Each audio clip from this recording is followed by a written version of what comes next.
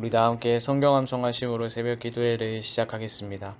예수께서 나와 말씀하여 이르시되 하늘과 땅의 모든 권세를 내게 주셨으니 그러므로 너희는 가서 모든 민족의 제자로 삼아 아버지와 아들과 성령의 이름으로 세례를 베풀고 내가 너희에게 분부한 모든 것을 가르쳐 지키게 하라.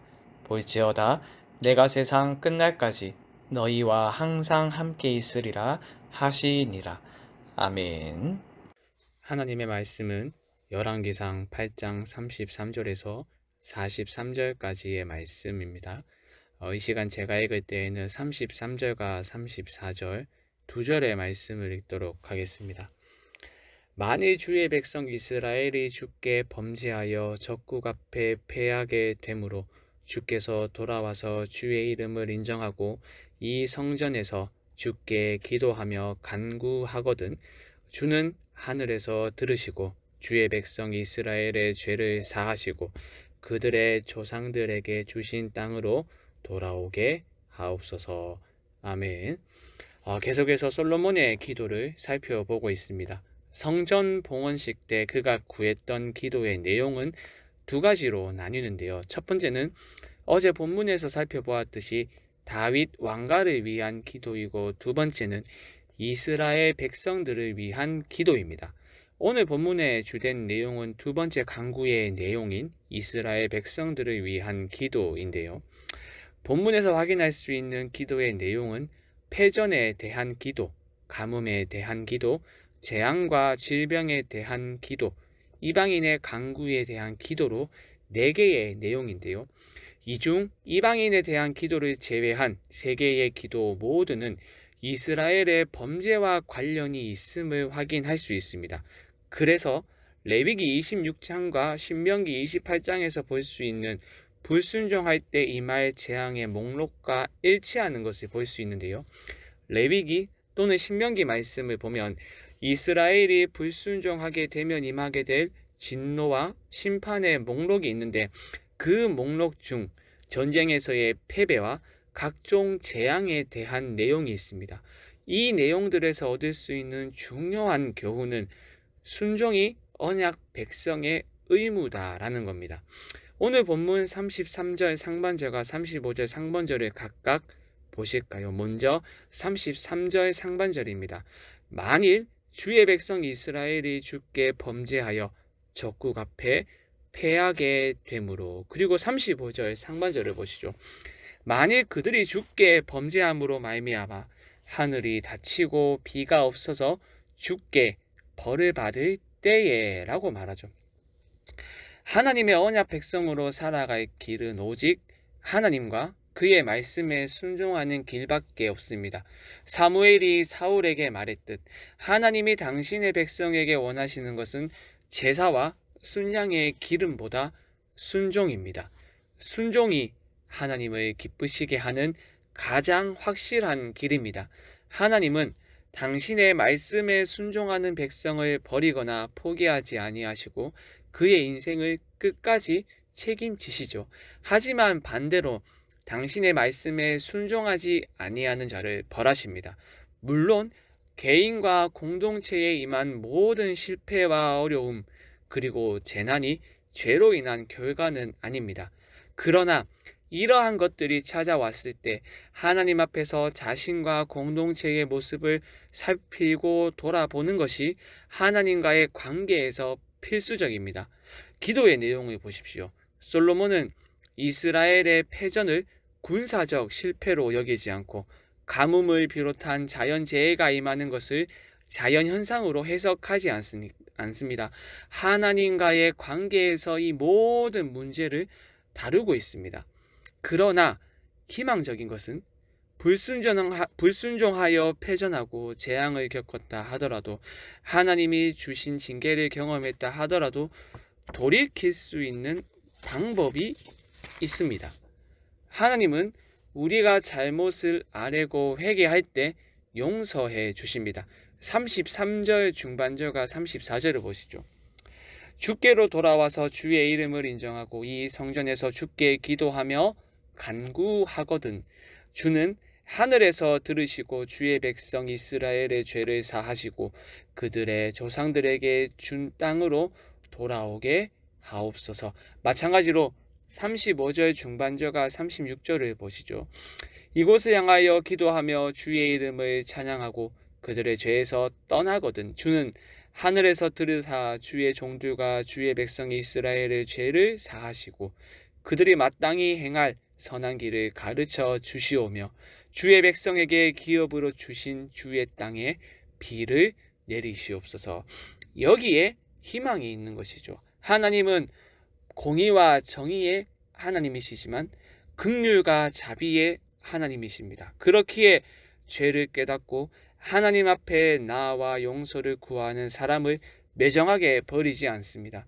마음의 중심을 보시는 하나님은 전심으로 자신의 죄를 뉘우치고 하나님께 돌아오는 자를 버리지 않으십니다. 비록 우리는 연약하여 여전히 범죄하나 긍휼과 자비의 하나님은 우리를 잡은 그 손을 놓지 않으시고 그 큰 사랑으로 우리의 모든 허물을 덮어 주십니다.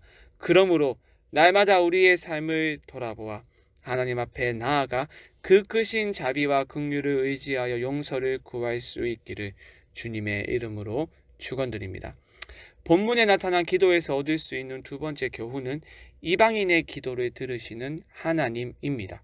41절 이하의 말씀은 이방인을 위한 기도인데요.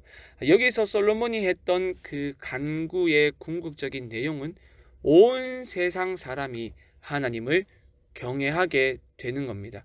41절과 43절에서 그는 이방인이라는 단어를 사용을 했는데 여기서 이 단어의 의미는 주의 이름을 위하여 먼 지방에서 온 자들입니다. 41절을 보시죠. 또 주의 백성 이스라엘에 속하지 아니한 자 곧 주의 이름을 위하여 먼 지방에서 온 이방인이라도라고 말하죠. 이들은 여러 곳에서 이스라엘의 하나님에 대한 소문을 듣고 온 자들입니다.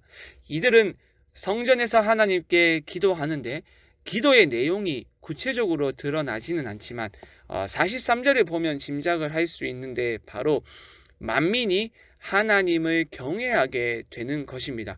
42절과 43절의 말씀을 보시죠. 그들이 주의 크신 이름과 주의 능한 손과 주의 표심팔의 소문을 듣고 와서 이 성전을 향하여 기도하거든 주는 계신 곳 하늘에서 들으시고 이방인이 주께 부르시는 대로 이루사 땅의 만민이 주의 이름을 알고 주의 백성 이스라엘처럼 경외하게 하시오며 라고 말하죠. 결국 이방인의 기도를 통하여 온 열방이 하나님을 경외하게 되는 것, 이것이 하나님의 궁극적인 목적입니다.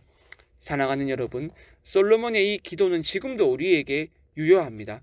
하나님은 교회 안에만 갇혀 계신 분이 아니시죠. 하나님은 우리의 왕이며 우리의 찬양만을 받기에 합당하신 분이 아니라 온 열방의 왕이시지요. 그렇기에 세계 각지에서 터져 나오는 찬양을 받기에 합당하신 분입니다. 하나님은 지금도 믿지 않는 이들이 주 앞에 나와 하나님을 경외하며 하나님의 이름을 높여 찬양하기를 원하십니다. 그리고 이 원대한 일에 우리의 기도와 헌신을 사용하길 원하십니다.